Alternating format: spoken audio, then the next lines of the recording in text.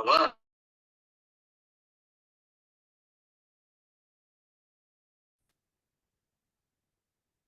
Okay. All right. So yeah, if you just joined, feel free to put your name and your organization in the chat. Let us know where you're tuning in from. These application office hours really are a good time to network with folks in your region or across the state. I shared earlier one of our first webinars, a couple people in SoCal connected through the chat and found out they were trying to do similar work and now they're collaborating. So you just never know what could happen and who's out there. So feel free to share all your info in there.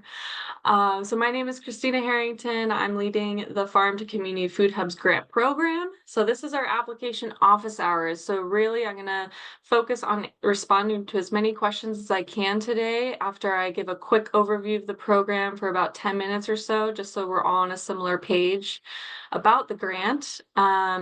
And if I don't have time to get to your question at the end, or if you didn't get a response to something that you put in the chat, feel free to send that question to the email. Our email address is on the slide right now, cafoodhubs@cdfa.ca.gov. It's me on the other end, so I will respond to you there as soon as I can as well. So applications are due by 5 p.m. on Monday, April 14th. We are actively receiving applications right now for this program. So glad you all are here. And we are recording this session. It will be posted on our website in a few days. This is our second application office hours session. The first one in February, the recording of that is already on our website if you want to check that out too. I tell folks that even if you don't have very clear questions formulated yet, come to these sessions or watch the recordings because you often learn from other people's questions too. So today we're going to go over what kind of support we've been offering applicants, the purpose of the program, who's eligible to apply, and then we'll look at the grant website together. So I will respond to as many questions as I can. Like I mentioned, you can put them in the chat, or after I share my slides, you can raise your hand to be unmuted. But I want to make sure everyone knows I can't give you any specific advice or recommendations on how you should implement your project, because really you're the best ones that know your resources, your capacity, your vision, and your goals, and your partnerships in the communities that you're serving. So I can answer questions about the grant purpose and scoring criteria and regulations and requirements and things like that. Okay, so we've been offering support for applicants since we launched the application period in February. Lots of folks have been using these resources already, which is great. So you can always send us an email at cafoodhubs@cdfa.ca.gov. And we have frequently asked questions, FAQs on our website, and I've been updating those every week or 2 weeks or so. So those are a great resource too. And then our application office hours, which are out right now. So this is our second session. We have 3 more, 1 in March and 2 in April. So you can register for all of them if you want. And I'd love to see you at all of them if you want to join. The last layer of support I've been offering is for certain types of applicants who qualify. So California Native American tribes, tribal-led nonprofits, and then California food producer businesses or organizations that are majority owned by socially disadvantaged, beginning, limited resource, veteran, or disabled food producers qualify to request one-on-one meetings with me. And what that looks like is they set up a time with me to meet, and I will review and give feedback on their draft application materials. And how they do that is they can call my cell phone and we can find a time that works, or you can scan the QR code on the slide there and visit the online form and request that meeting time with me. It shows my calendar. So this does not look like I will write applications for anyone. I won't generate a budget, but it means I'll look at what you have developed so far. It doesn't need to be perfect.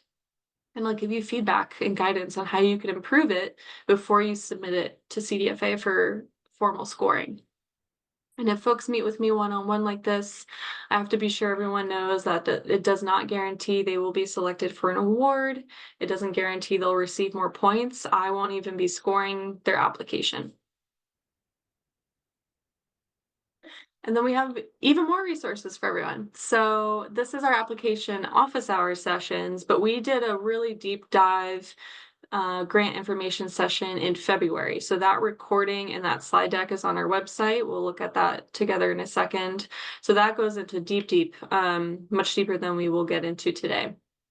And then our request for application is the 30+ page document on our website, and that outlines all the program guidelines and requirements for the program. So it's a really great thing to look to if you have any specific questions you don't see in our FAQs. It's a longish document, so maybe you could do Control F if you're looking for something in particular. And in that document on page 3, we have in there tips for applicants, which might be particularly helpful for anyone who's this might be their first or second time applying to a CDFA grant. And then on our website, we also have the application submission checklist. So this is a tool for you to use that gives you a quick rundown of what application materials you need to submit for each funding track, so you can track that, because I know it can be a lot of documents.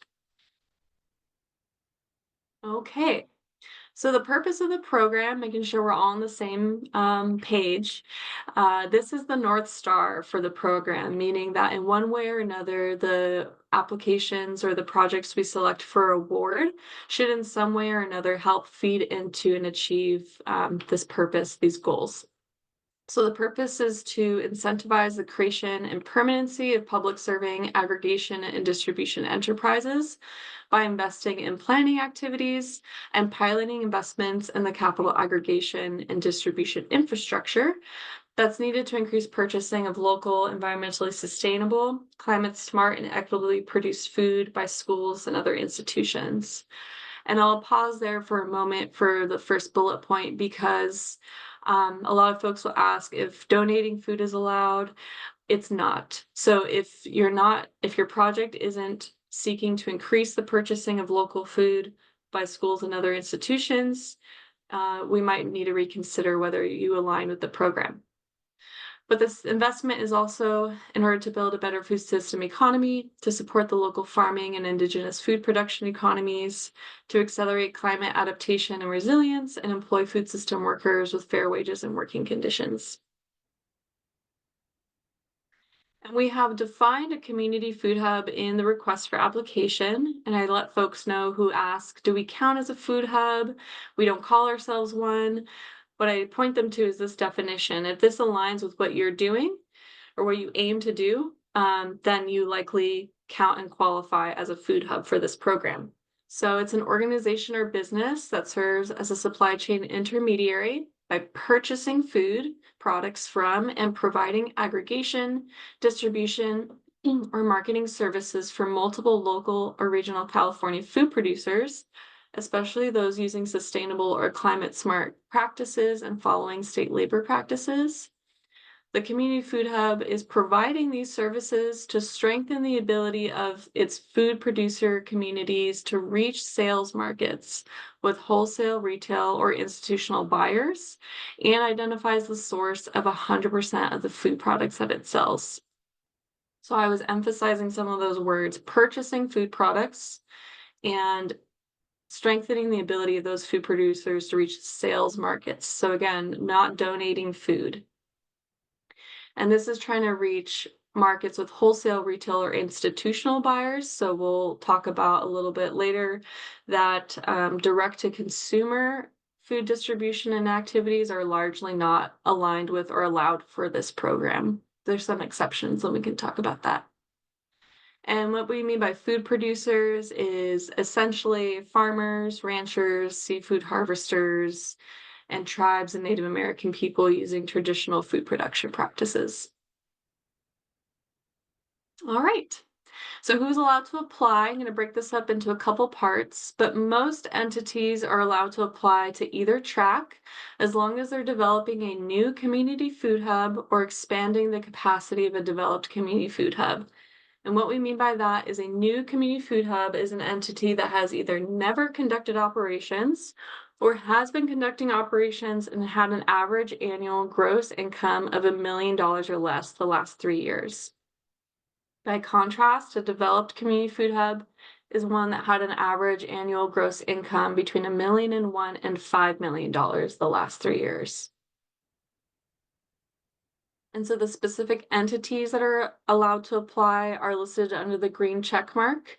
I won't read all of them, but I will read those that cannot apply are individuals, private schools, other local, state, and federal entities, and then food hubs, aggregators, and distributors that do not meet the definitions of new community food hub or developed community food hub. And that would mean those that had an average annual gross income greater than $5 million the last 3 years are not eligible to apply to the program. All right, so then how do you apply? So again, applications are due 5 p.m. by Monday, April 14th. How you apply is by emailing our inbox all the application materials required for your track. And again, I recommend you look at that request for application document that's on the website and use the application submission checklist as a tool to help you track what you need to submit for each funding track. So let's look at the website so we all kind of know where all these things are located that I keep referencing. Okay. So this is our website. Gives you a quick overview of the program again. And then how to apply is here. So again, applications are due by 5 p.m. Monday, April 14th. You submit all the materials by emailing them to us. So here is the request for application that has all the rules and requirements and guidelines and priorities for the program. This is the application submission checklist that I mentioned. This is a tool for you to track what you have to submit. Here are our frequently asked questions. And then if you're applying for Track 1 planning, here's where you'll find all the materials, this drop-down menu here. And what I'll point out is this review criteria and scoring is a really helpful guide for you that will outline how every single part of your application will be scored by our reviewers. So if you want to see how you can maximize your points, that's a great thing to look at. And then for Track 2, Infrastructure and Operations, this is where you will find all your application materials. And again, just like Track 1, Track 2's application review criteria document will tell you how every component will be scored by our reviewers. And then as we scroll down, here's the application information session I mentioned, the webinar we did in February. So you can view the slide deck here and watch the recording. It goes into much more detail than we're doing today. Here's where the application office hours are. The recording from February is there, and the recording for today will be here later. And then if you qualify for those one-on-one meetings with me to give you feedback on a draft, this is where all that information is located here. So it reminds you who can request the assistance and how you can request it. So here's the online form, and that's my cell phone if you want to give me a call. If someone needs an interpreter to join, that's totally fine. You can request that, and I will, with 72 hours notice, and I can hire someone to join our meeting. And I think that's pretty much it. So with that, we're going to maximize the rest of today answering your questions as much as we can. Again, you can put them in the chat, or you can use the raise your hand feature on Zoom, and I'll unmute you or invite you to unmute, and you can ask your question too. If I don't have time to get to your question today, please email me your question. I'm going to put it in the chat right now. And that's me on the other end. All right, so I'm gonna look in the chat real quick. So I think it was going off. All right. Yay, everyone's introducing themselves. That's great. All right, hi Leah, glad you're here. Okay. Michael, welcome. So glad you're here. And Angela, hi. Okay, let's see. Okay, Melissa.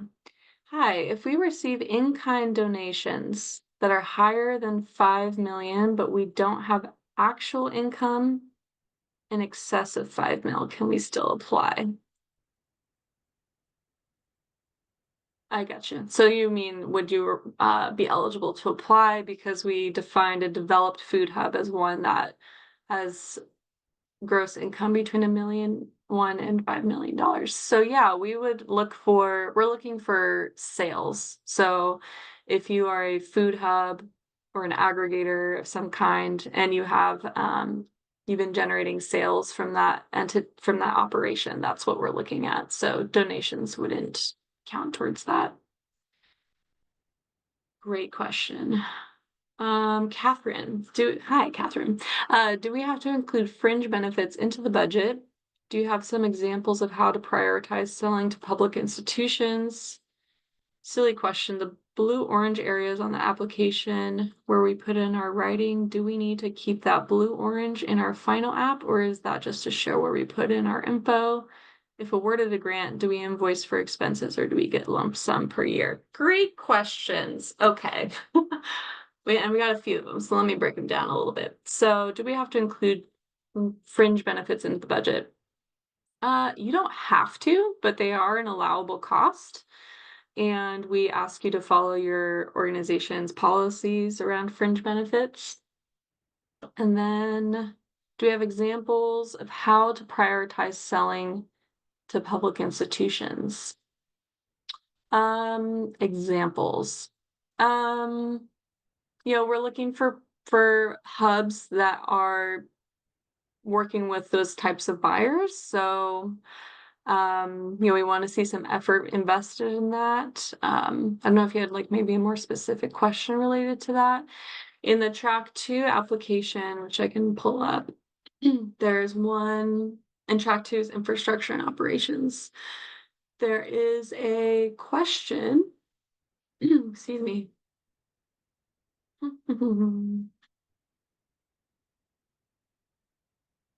I would say also, since you're asking for examples, would be looking at the review criteria that's on our website, and you'll see how each question is scored. So that's something to look for, is like, what are reviewers looking for in scoring your question based on?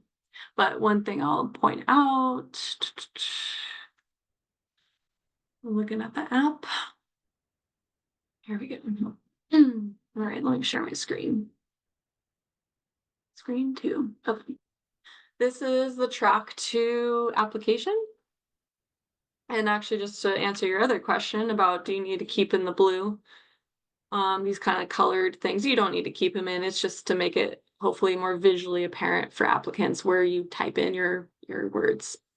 But so in this section of track 2 buyers and sales, we ask you to estimate what percentage of sales will be to the following types of buyers: public schools, food banks, other nonprofits, other public institution buyers, private institutions, retail storefront, operated by the community food hub or other. So this is one way we're evaluating. This is not scored, but this is something we're looking for to ensure that you are trying to prioritize sales to these priority buyers for the program. And then the question number 2 in this section is asking you to clearly describe the strategies or activities the project will use to prioritize selling to those public institutions and nonprofits. So that would look like whatever that needs to look like for your project and the specifics around your operation.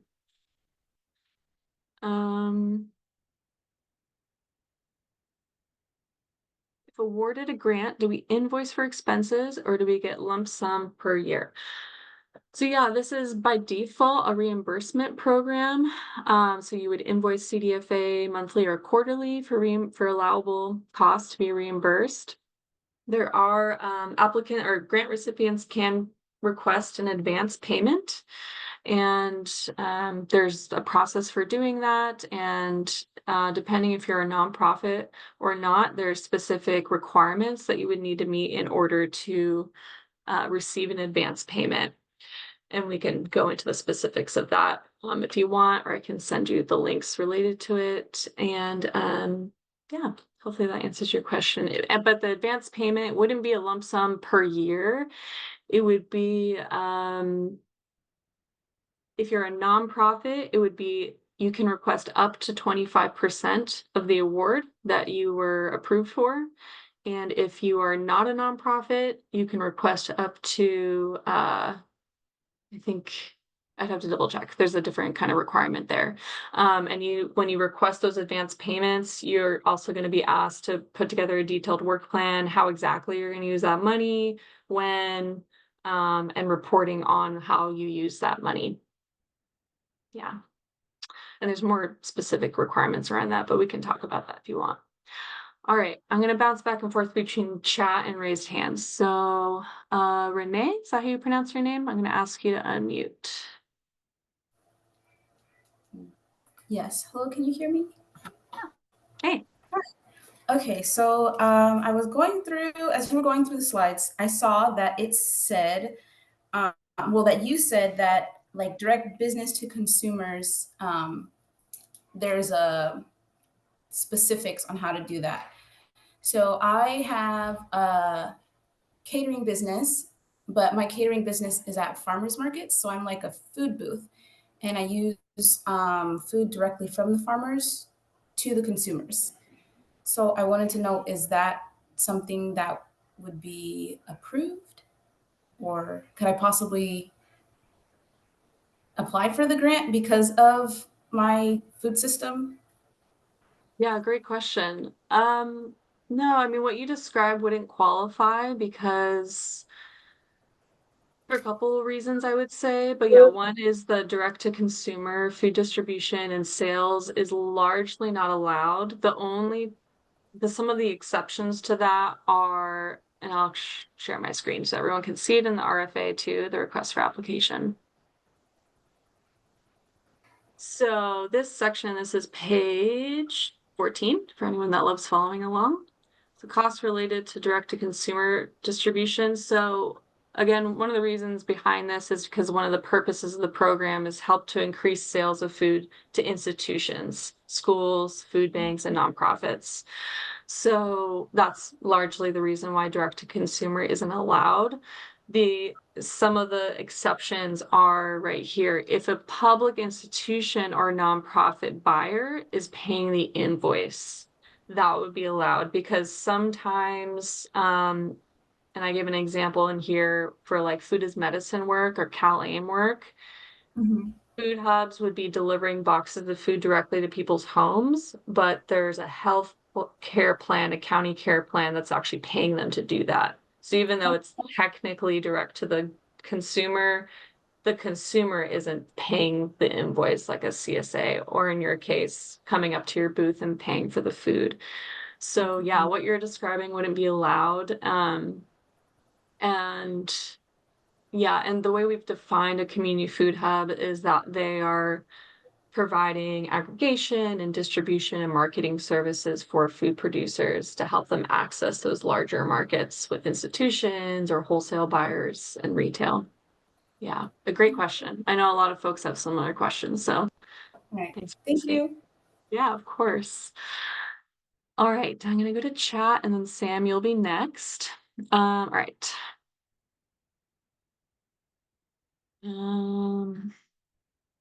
Emily, 2 budget questions. From the list of allowable and unallowable items, Item 8, capital expenditures for general purpose equipment, special purpose equipment, buildings, and land are allowable with prior written approval by the department.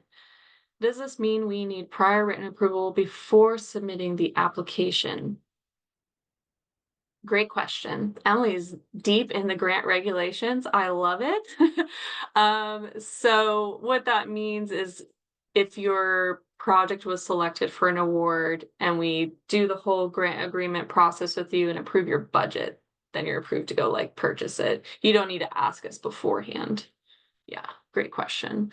From the list of allowable and unallowable items, item 11, costs incurred for freight charges, postage, and other transportation services relating to goods purchased are allowable. And item 29, costs for travel necessary for the performance of the grant award are allowable. What part purchased food transport, food producer to commercial kitchen to schools counts as freight versus travel? Do we need to budget for fuel, vehicle costs, and mileage? Okay, if I understand correctly, So I would definitely incorporate fuel, vehicle cost, mileage that are allowable for your budget. If you anticipate transporting the food, which many folks will be doing. Um, yeah, freight would be to me more around if you're coordinating freight services to deliver to longer distances. Yeah, hopefully that made sense. All right. Sam, I said you're next. So I'm so glad you're here. All right. Asking you to mute. Yeah. Can you hear me okay? Yeah.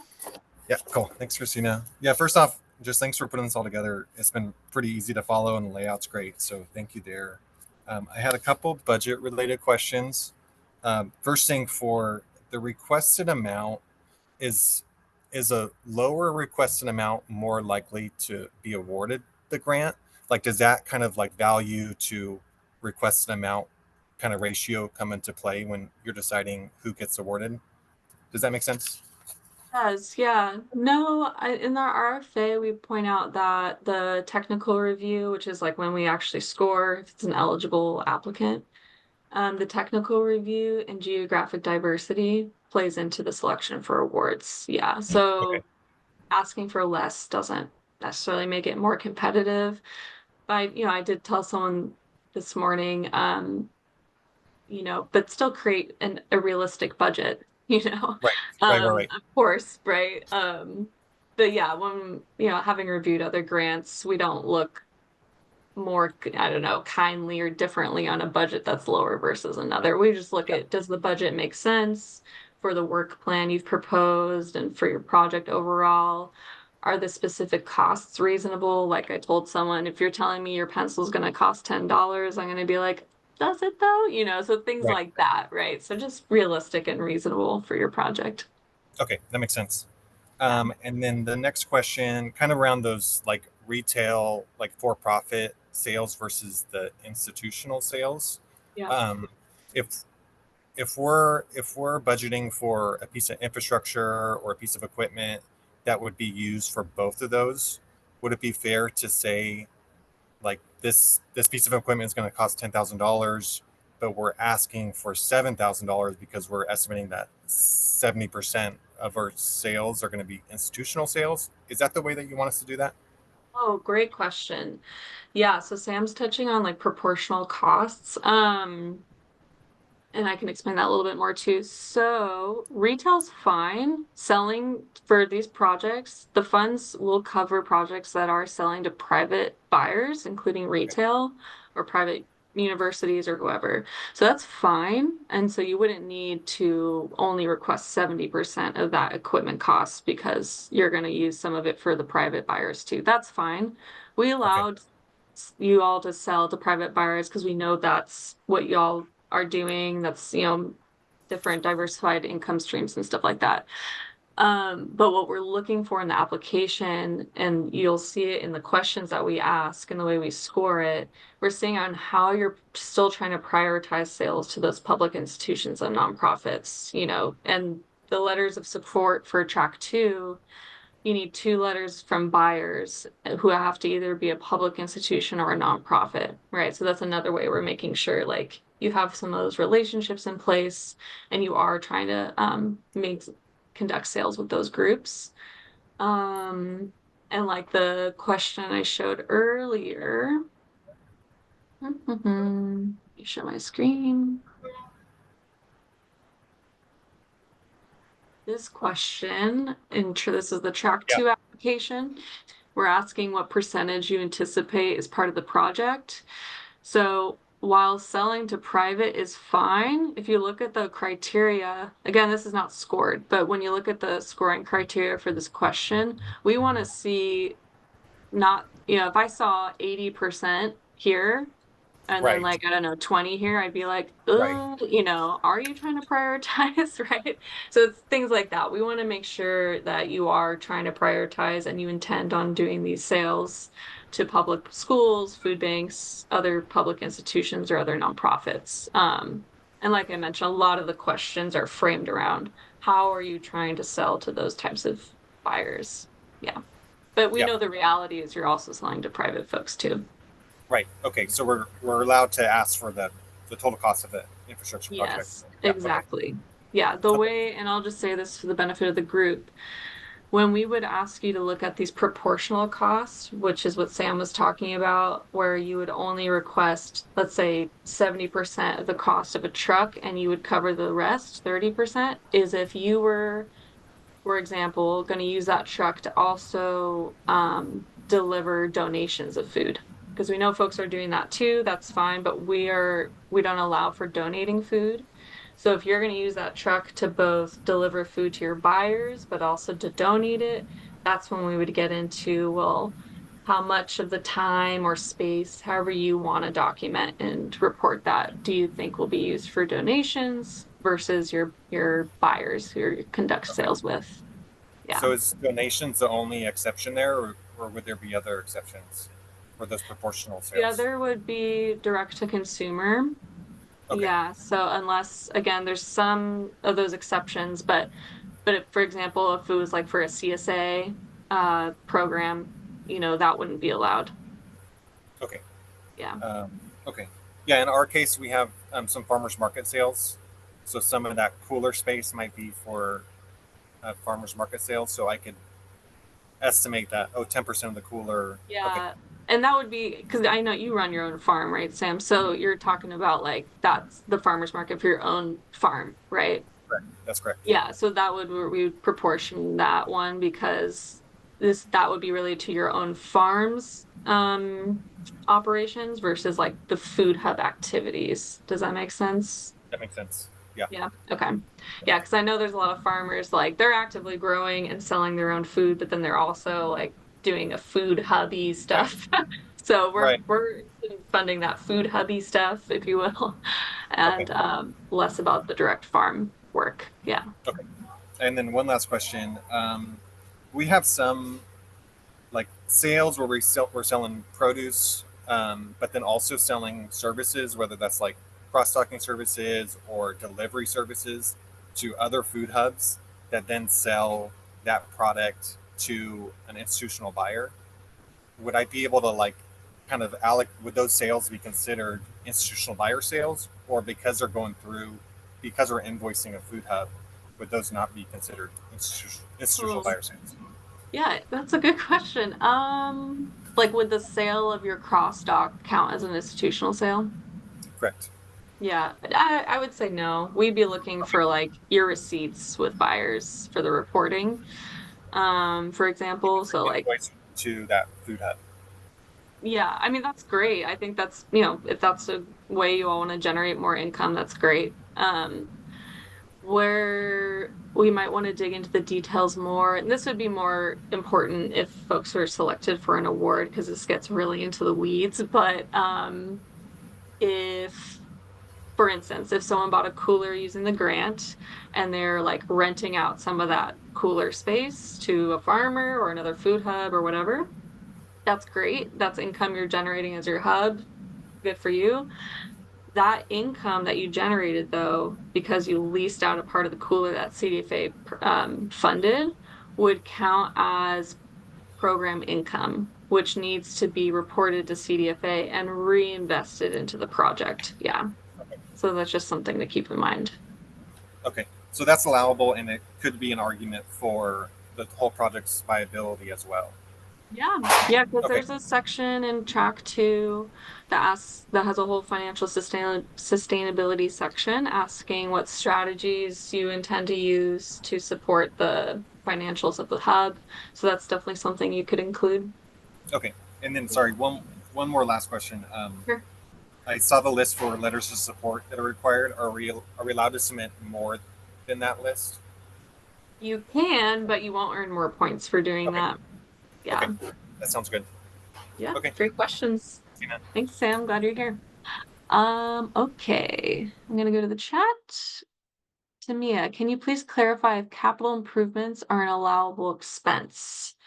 Yeah, like if you want to refurbish a building to use as, let's say, a warehouse for the food hub, yeah, that would be fine. Construction costs would be allowed for track 2. And then Britta, no individual, so not a specific family farm. Great question. No, farms are and ranches, food and ag-related businesses or nonprofits are definitely eligible to apply. What we mean by individuals is like Christina Harrington can't be the applicant. It would have to be like my LLC or something like that. So if the farm is a business entity or a nonprofit, they're definitely allowed to apply. Great question. Okay, Sherilyn, hopefully I pronounced that correctly. I'm gonna ask you to unmute. Yeah, you did. Thank you. So I have a question. I think it's track 2, but there's a group of farmers that are putting together to act as a food hub, and in their application they would like to apply for track 1 and are proposing to put in some funds for like marketing or other types of business planning.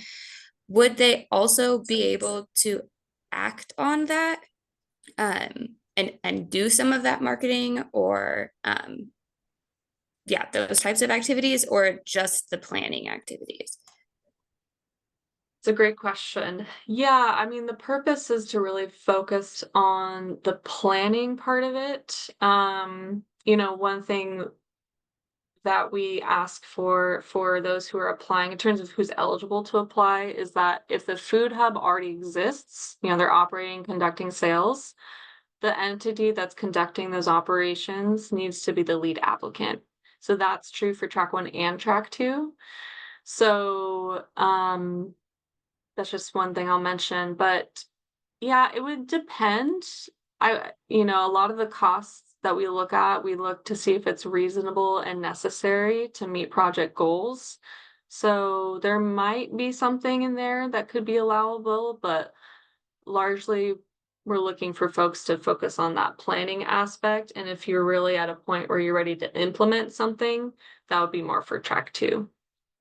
Yeah, so if you have more specifics that here, let me unmute you. If you have more specifics that you're thinking about or questioning, you can send me an email. We can talk about that too, or give me a call.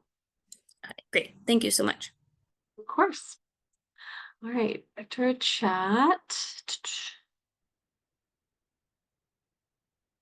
Julie, can you please speak to the aspect of direct-to-consumer sales? Would this be a strike against a project?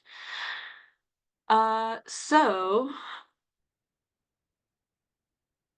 yeah, we aren't allowing most direct-to-consumer activities or sales, and I'll share my screen again for the RFA. Actually, let me share. Sorry, I have so many screens. I'm trying to find the right one. Let me share the track 2 application. There's a question in here. Okay. Screen 2. Okay, this is the track 2 application questions. And there is a question here. Will the entity be using grant funds to conduct a direct-to-consumer food distribution, such as when individuals directly pay the community food hub for delivering boxes of food to people's homes? So if you're saying yes, I let you know that this is not allowable, with some exceptions that we can talk about more. I mentioned earlier that if a public institution or a nonprofit is the one paying the food hub the invoice to deliver that food to people's homes, this is a common model in like food is medicine programs, for example, that sort of relationship is allowed. If a food hub owns its own and operates its own retail storefront, which some do, that's allowed because it's just embedded in the operation itself.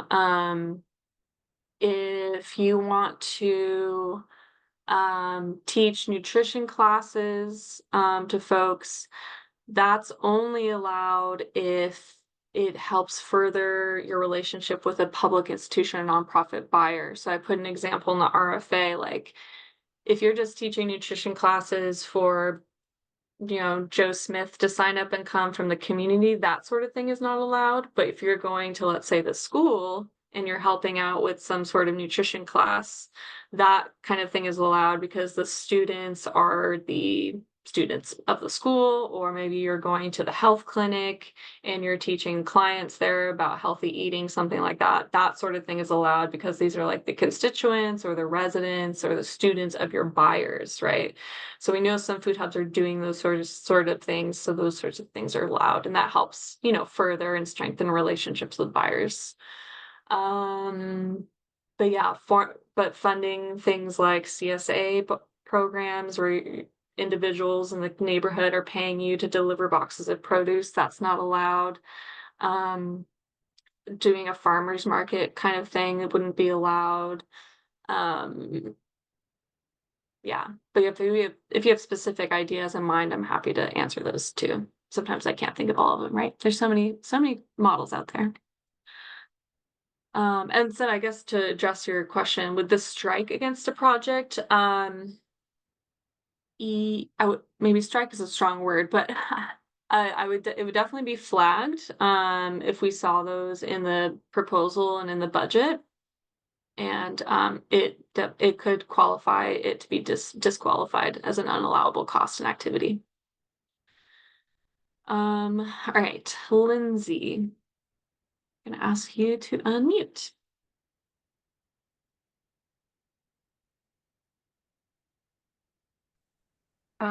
I joined late, so I'm sorry if this question was already asked. Are you all prioritizing one track over another? No, we're not. Okay. I have two more questions. Go for it, Lindsay. Nice to see you. Yeah, you too. So the proposed community food hub that is going to be applying as a farmer cooperative that is not officially formalized yet.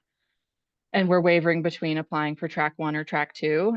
And it says in the RFA that track 2 applicant should be who the day-to-day operators are, but I'm wondering how wiggleable that should is. Is it italicized or is it has to be?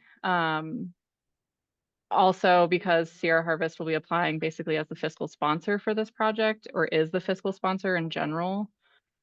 So I'm just curious how that would affect us applying for track 2. Mhm. Yeah, that's a really good question. Yeah. Are you a lawyer, Lindsay? Like how? No, just a Virgo rising. Yeah, so we do want to see the entity that's going to conduct the operations to be the lead applicant. If they're going to implement the operation in the case of track 2, or if they already exist, including for track 1. But yeah, I have a similar, maybe related question that I need to follow up with our Office of Grants on, where some folks have asked, well, kind of similar situation, like there's a collective, they haven't formalized into an entity yet. Could one of them apply, the farm, and then change the entity name later if they're awarded? Because maybe they need time to form it or something. So I need to look into that. I think that just comes down to like a paperwork thing, but I need to look into that with our Office of Grants to confirm. So yeah, because some of our thinking is the day-to-day operations of establishing and beginning the operation would be my organization until they're more formalized and the activities are being executed day to day. So is there room to switch who the lead applicant is over time, or, and I guess it relates to, with the 60 months allowable in track 2, that creates a great on-ramp for projects that aren't off the ground yet. So like if in year 1 and 2 they're still establishing, and year 3 they want to get a warehouse or whatever, like I know that's going to be outlined in like timeline of activities, but it still brings up that question of like who the lead applicant is. Yeah, I see what you mean. Yeah, that's a good question. I guess let me go ask our Office of Grants, and I'll note you as someone else to follow up with too. And I'm going to add it to our FAQs too, because I'm sure a lot of people are wondering the same thing. Change entity name.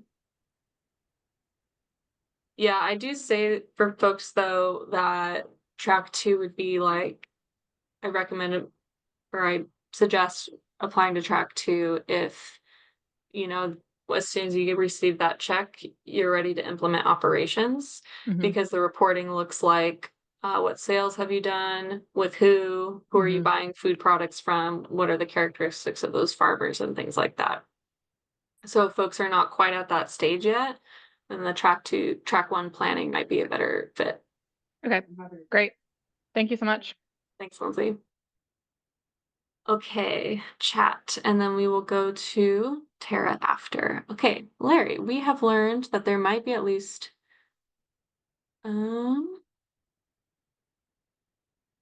okay. We have learned that there might be at least 3 entities in our small locality who will apply for this grant.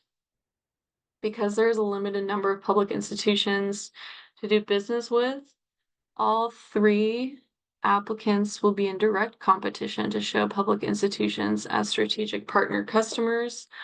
Will there be consideration of this fact for how and who gets grant awards? That's a great question.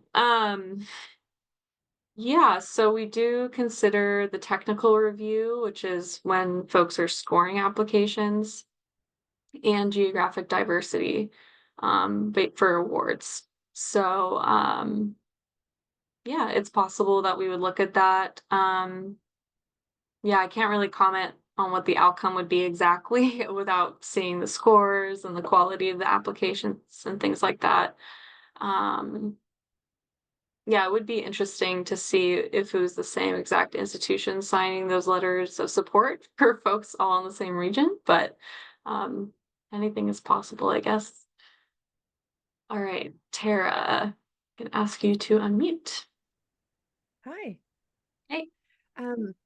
We are a Track One applicant. We're a nonprofit. Our experience is within LA counties with homeless services. So we've been partnering with affordable housing developers to build affordable housing for our clients in high income areas. And the one thing we were noticing was like food was obviously more expensive. And so we've already kind of contracted with an entity that would be purchasing our efforts, to get locally grown food or food producers, and they would then create their own farmers markets to be at these different properties. But our focus would be to then expand into homeless shelters that typically, I want to be nice, but they kind of go with their buddies versus expanding, and the food choices are not that great in homeless shelters, and then to family shelters, and then eventually transitional housing, sober living options. But this is just track one. So in our application, we want to implement that we are going to be working with a separate entity that would be our purchaser to initially start this process, and then work with connecting to the different, do we need to include that, or do we focus on our initial kind of set? Because we're going big, so we want to make sure we don't go too big to where, because we are track one trying to figure this out, and we know it's a need, particularly with those who are low income, fixed income, providing food, especially in high income areas that they're being able to live in, but we want to have options for the different communities that are serving those areas. Does that make Got sense? it. Yeah, I guess let me ask a clarifying question. So would the intended consumers be the unhoused individuals or the homeless shelters, like as an institution purchasing food? It would be the Well, both. obviously the unhoused folks probably aren't purchasing the food, but yeah, so I It would guess be even more. the nonprofits that are running those shelters. They would be the ones we'd be reaching out to. So when they do their budget allocations for every physical year, we would, work with them to be like, why don't you work with our entity? That would help kind of change up who they've been working with, to reduce their costs and to have obviously higher quality foods. And because it's different with homeless shelters, we don't really get hit with like, oh, you can't throw that out. It can't actually be packaged and then used for the next day. So there's some differences. So there wouldn't be any waste. Okay. Yeah, I guess I'm trying to make sure that the buyer is not, well, one, that food is not being donated because that's not allowed. Oh, no, Okay. no. Okay. And then Food's being purchased and the Okay. clients who are in the shelters eat it, but it's purchased because it's part of their budget. Got it. Okay, great. Yeah, so your plan is looking at maybe how to kind of access those buyers more, is that what you're saying? And then at the same time, you have a partner who is actively selling food? What they would be doing would be purchasing whoever we contract with, and what they would be focusing on is offering, it would, for them, it would be direct to client, but they would be working with the property management companies in order to make sure it goes to specific clients, and then we'd be focusing on getting into homeless shelters, transitional, and sober living. It's a two-prong. That's why I asked. Yeah, so I Or guess via it's fine if email. you yeah, maybe email or phone call. Because Okay, yeah, because I just want to, I'm asking all the questions just to clarify, because yeah, as long as the funds, the project, like the proposed project, what we would fund isn't okay, for track one, isn't funding activities where food is being sold or donated directly to people. right. That's fine. As long as that's not happening, that's fine. And then the track I mentioned with someone's question earlier, the track one planning is really focused on the planning efforts, not so much the operations. So I could still see how they might be a partner in, I know, maybe a thought partner or consultant of somehow or something. I'm not sure what you're thinking of, but it would be fine if they were like some kind of partner in thinking things through and planning things through. But if Okay. we wouldn't want to see like funds towards like operating the food hub for track one. Gotcha. Okay, Yeah. But yeah, perfect. Okay, if you want to talk more specifics, you can give me a call or send me an email. perfect. Thank you so much. I appreciate it. Of course, Tara, great questions. Okay, in the chat. Is any food item produced in California considered local? Great question, Ken. So yeah, well, okay, let me answer this in a couple ways. So all food produced and grown by California food producers are eligible for the program. But if some of you noticed, we also, and I will share my screen shortly, in the RFA, we have a definition for local or regional. Share my screen. This is page 6 in the RFA for those of you that like to follow along. So we've defined local or regional. And I say here, this really only applies or like has an effect when it comes to track 2 scoring. But it's when 40% or more of the food producers the project will directly serve are located within the same county as or neighboring counties to the community food hub's county of residence.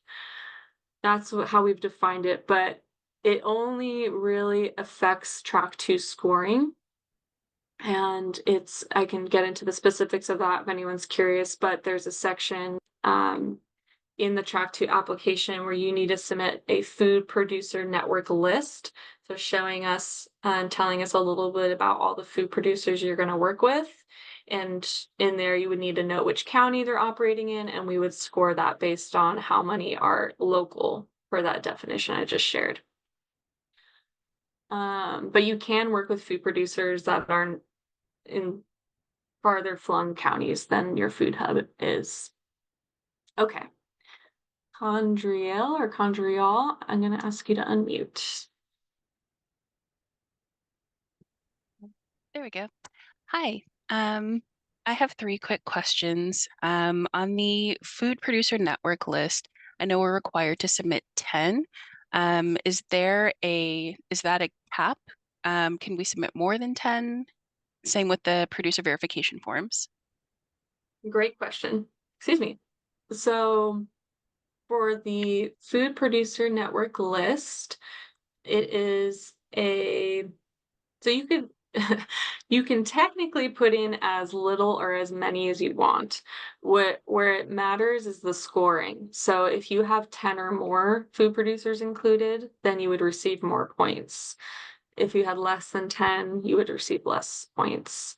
But if you had like 100 producers and someone else had 50 producers, you would still receive the same amount of points for having 10 or more producers, if that makes sense.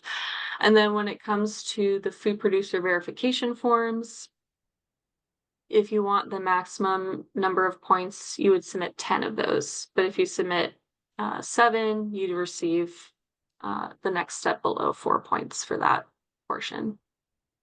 Yeah. Does that make sense? Yeah, perfectly.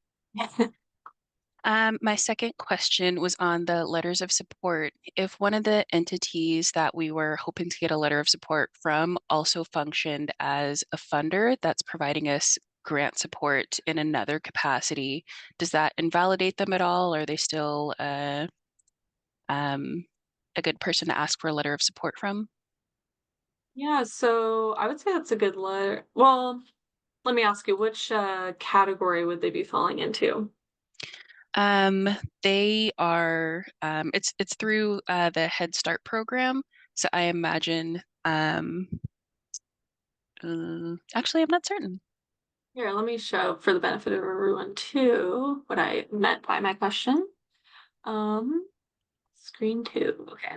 This is the track 2 application questions, the letter of support section. So we're asking you to submit 6 letters of support forms. There is a specific form everyone needs to use for track 2. It's a Word doc. And we want those forms from 3 groups of folks.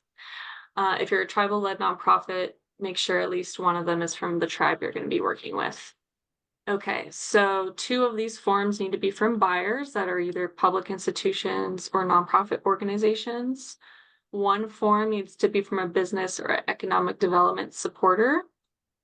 And I describe what that means. They have expertise in business or economic development, supporting the project, interested in partnering. Some examples: small business center, economic development agency, and others.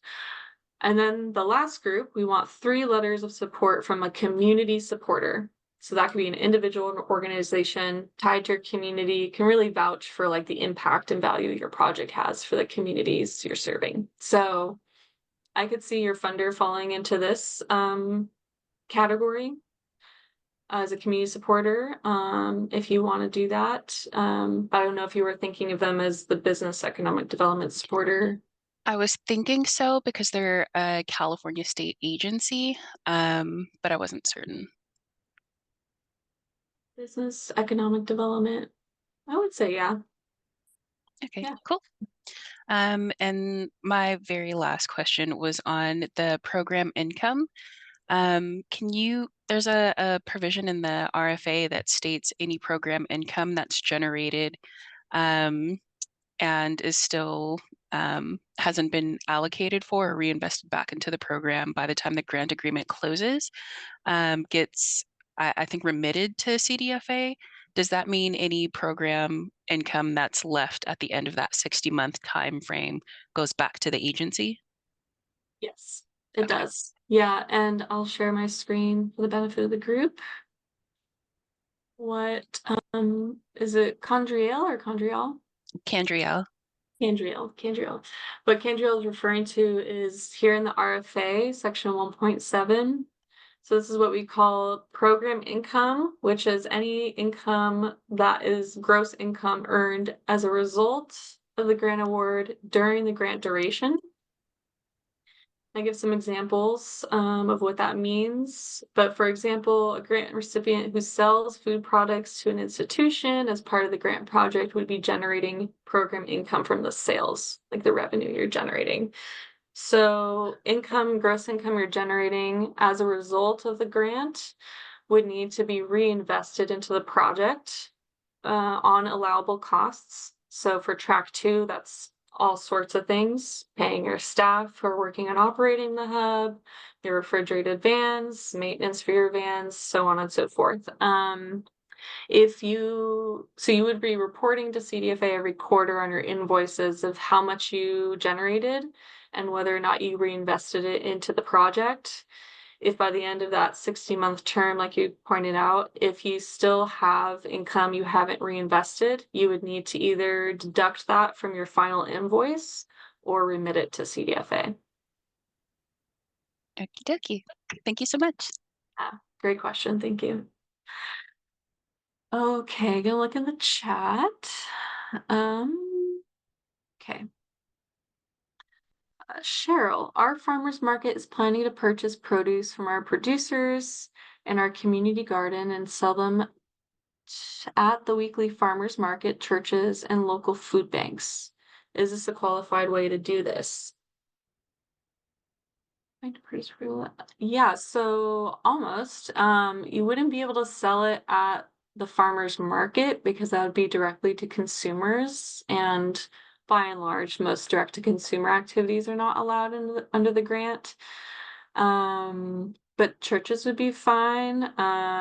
They're nonprofits, and food banks, absolutely. Yeah, one of the priority buyers for this program are food banks. Okay, going to Megan's question. We are a nonprofit organization that works with community colleges. We were interested in applying for the Track One opportunity. We were specifically thinking of partnering with community colleges and farm workers advancement projects to establish community food hubs. As we're not a community food hub, does that mean we are ineligible to apply? Great question. It does not mean you're ineligible. Nonprofits are eligible to apply to Track One. So if the food hub does not currently exist, any eligible entity is allowed to apply to Track One. So that includes nonprofits. So you're definitely eligible to apply. And yeah, so I think that would definitely apply. You're looking to plan food hubs or a food hub with your partners. That sounds great. All right, Nora, we have a farm incubator program we're selling to organization, restaurants, and at the farmer's market. Does this qualify? So kind of similar to the question earlier, you wouldn't be able to sell food directly to consumers like in a farmer's market style, but you can definitely sell to restaurants because we do allow selling to private institutions. We would be looking for projects that are trying to prioritize sales to public institutions and nonprofits, though. So I would keep that in mind. That's how a lot of the scoring will come out too. That's a priority for the program. And then I would also ask a little more details around what the farm incubator program entails, because we've defined a community food hub as an organization that is purchasing food products from multiple food producers and then selling that, right? And the food hub is there to provide aggregation, distribution, and marketing services for the food producers to help them access sales markets with wholesale, retail, or institutional buyers, and identifying the source of the food. So if that sounds like what you all are aiming to do, then and it aligns with this, then that's great. But just keep that in mind that this is what a food hub means for this program, and to keep an eye on the buyers that you're aiming for. If you're really only selling to restaurants, you would likely receive a less favorable score in the application, because we are looking for projects that are aiming to sell to public institutions and nonprofits, especially public schools, food banks, and other nonprofits serving low-income communities. All right, Arthur, you're welcome, Nora. Arthur, is there a glossary of terms available for the application process? Some terminology and funding applications can be specific, and having clear definitions would help ensure accurate and aligned responses. Yeah, I think if I understand your question correctly, we have a section of definitions in the request for application. I'll share my screen. So this is the first page of the request for application. You scroll down to table of contents, and then right here, 1.2 definitions has all the definitions of what we mean by beginning food producer, California grown or produced food, community food hub, and then, so on and so forth. Oops, my bad. Yeah, so there's a ton of definitions in here. Developed food hub, food producer, local, regional, etc. And we do, for the folks who are wondering, public institutions. There's a whole bunch of examples of what that includes in here. So if that's what you mean, those are in there, Arthur. But if you're If you're thinking about something else or something more specific, let me know. Emily, is workers' compensation an allowable cost? That's a great question. I think that would fall under fringe benefits typically. So yeah, fringe benefits are allowed for personnel that are directly implementing the project. Yeah. Britta, does selling to local restaurants count? Yeah, so I kind of addressed this a little earlier. You can sell to local restaurants, you can sell to private institutions, but again, one of the priorities for the program are the types of buyers. So we're really looking for projects that are trying to sell to public schools, food banks. Thumbs up from Britta, awesome, yeah. So you're allowed to, but we're really trying to see projects that are prioritizing sales to them, and we have some questions that are all framed around that in the applications. Mo, I'm just a 20-acre farmer. Did you mention farmers can apply for this grant? Yeah, farmers are eligible to apply. I do need to emphasize, though, that the purpose of this grant is not to fund farming activities. It's meant to fund food hub activities. So if a farmer wants to create or already operates a food hub, meaning you're purchasing food from multiple farmers, you might be repackaging it, you're marketing it and trying to distribute it to buyers like schools and food banks, then that food hub operation is what we're looking to fund. But we wouldn't be covering costs related directly to your farming operations. So we wouldn't cover seeds, compost, nothing like that. Great question though. Okay, Narith. Public hospitals can be included as priority buyers. Yes, definitely.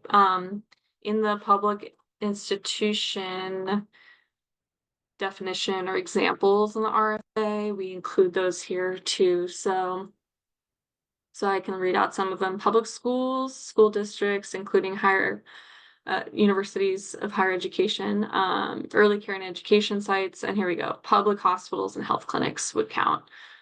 Also, health plans or healthcare providers who are paying the invoices related to Medi-Cal, CalAIM, medically supported food and nutrition services, correctional facilities and prisons in California, other local, state, or federal government entities that are paying the invoices related to providing food for government-owned or operated facilities, food service providers operating in any of those public institutions, because sometimes they have contracts with food service providers that are operating in those institutions, so that would be allowed. And then also tribal schools, tribal colleges, tribal health centers and clinics, and institutions owned or operated by California Native American tribes, providing community, cultural, or health services to tribal members and Native American people. And then if you have specific questions about anyone you have a relationship with, as we say here, just contact me and we can talk about it. Being, if awarded, is there any type of intellectual property that is developed during the grant award period, such as a logistics system? Is the intellectual property owned by CDFA or grantee? That is such a great question, and one that I would need to double check on in our grant regulations. There is specific language around that. I do know that. It might be in here.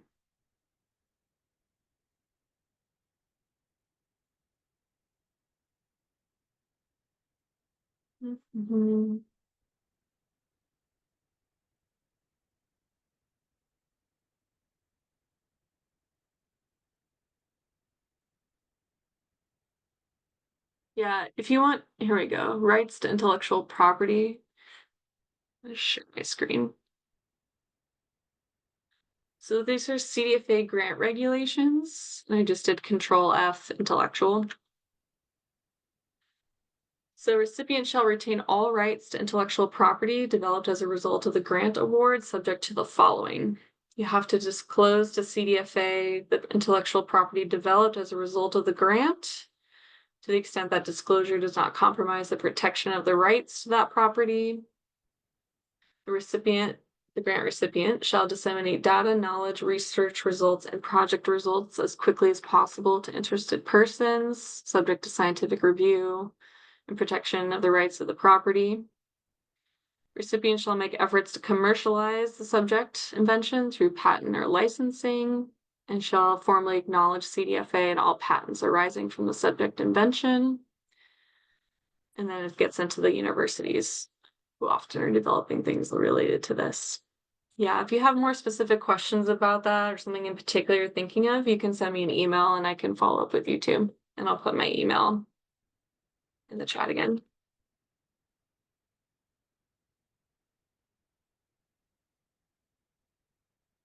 Okay. You're so welcome, Lindsay. Thanks for coming. Yeah, I know it's past time, but I know a lot of folks are still here and there's a couple more questions, so I'm gonna stay on as long as I can. Okay. I'm gonna go up.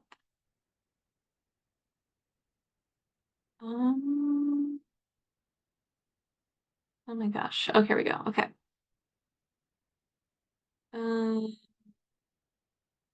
Okay, for a new food hub producing entity, and this is from Jason, what is the typical range of funding for a grant? Are there any caps or tied funding based on project size and scope? Are there any caps or tied funding based on project size and scope? Yeah, that's a good question. If I understand it correctly, excuse me, so it depends on which track you're applying to. We have the funding ranges. So track 1 is between, I'll share my screen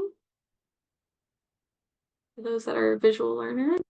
Okay, so this is our website and just gives you quick info. For track 1 planning, the award amount is $50,000 to $250,000. So if you're applying to track 1, you need to request an amount within that range.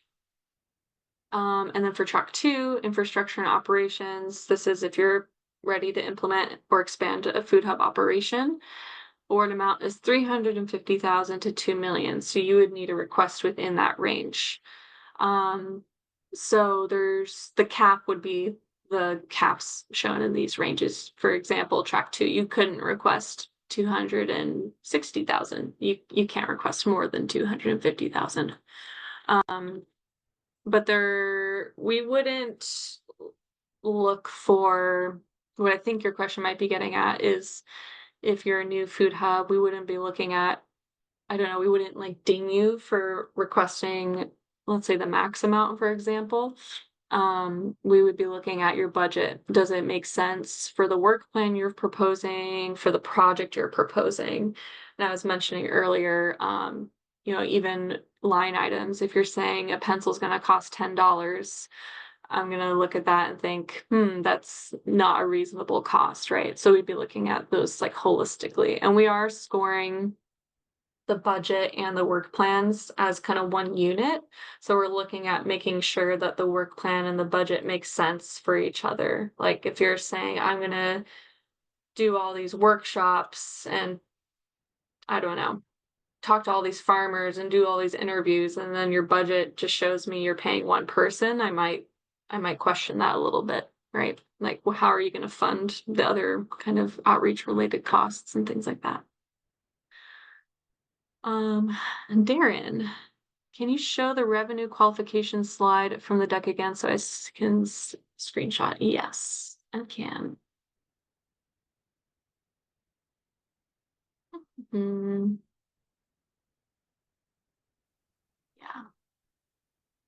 And we have the slide deck from our grant information session we did in February, which was like a real deep dive into all of this. The slide deck is on our website too, and it includes this slide and a lot more information than what we went over today. So I recommend, if the RFA, maybe looking at the slide deck and the RFA together. And let me share that slide deck in the chat.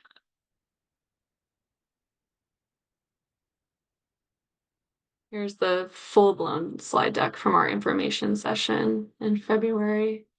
It includes a slide about public institutions, simplified examples of food hub models, eligibility, all the not all, but highlights of the scoring criteria for each track and reporting requirements and all that kind of stuff. Okay, yes. You're so welcome. Okay. Britta, is that 10 that would need to be in the same county? Yeah, so I think, is Britta still here? Oh yeah, Britta's still here. So you're referring to track 2. We're asking for you to submit a food producer network list. All the food producers you would work with as part of the project, like serve and purchase from during the project. And you would need to list what county they operate in and then say yes or no. Are they socially disadvantaged, cooperatively owned, et cetera, et cetera. There's a few questions there. So that list will then be scored. And if 40% or more of those food producers are considered local per our definition, meaning they're in the same county as the food hub or share a border with the neighboring counties, they would be considered local. So if 40% or more of them are local, you would receive 2 extra points. Awesome. Yeah. So you wouldn't need 100% of them. Great question. And I love Britta's trying to network in here. Madera County, y'all. Love it. Michael, reinvested income. Is it allowed to have a reserve for unseen repairs at the end of the 16 months? So the regulation says that all the income, program income, so gross income generated as a result of the grant award needs to be reinvested by the end of the project term. Otherwise, it's deducted from your final invoice. But Michael, how about you send me an email, or I can follow up with you too, because I'm trying to get more clarity about this too, from our Office of Grants. And I'll hopefully have an FAQ up soon for everybody. Okay. Workers' comp, yes. All right, answered that. Oh, sorry, Catherine. Thanks for pointing that out. I skipped Allie's question. Can you answer this? Does accepting EBT SNAP count as direct to consumer exception? Is that assistance program technically paying the invoice in a sense? Yeah, that's a good question. I guess I need a little more details. Do you mean, is it okay if the food hub, okay, I think I see what you mean. Like if you had a subscription program and folks are paying for their box using EBT SNAP, that would not be allowed. If one of the allowed direct to consumer activities is if the food hub has its own retail storefront, for example, that's embedded in their operation. So if folks coming in and buying from their retail, that's fine. And if they accept EBT SNAP, that would be fine too. But if you're using it, I know some folks accept EBT as part of their CSA subscription, so that wouldn't be allowed, even though technically, yeah, EBT it's a subsidy paid for by the federal and state government.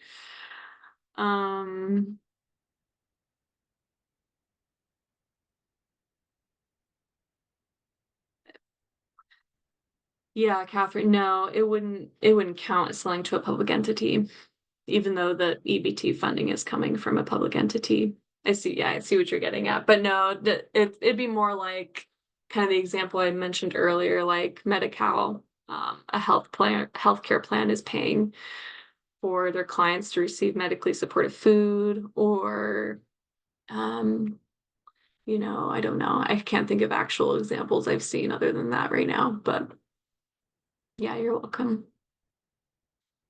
Okay, well, not seeing any other questions, and I think I got everyone's question. I think we'll close out today. Thank you all so much for being here. And remember, if more questions come to you, send me an email and I'll put it in the chat. And just reach out and I'll try to get back to you as soon as possible, and check out the FAQs as well. There's already been a lot of great questions on there, and I'll drop them in the chat too. Hope everyone has a good day.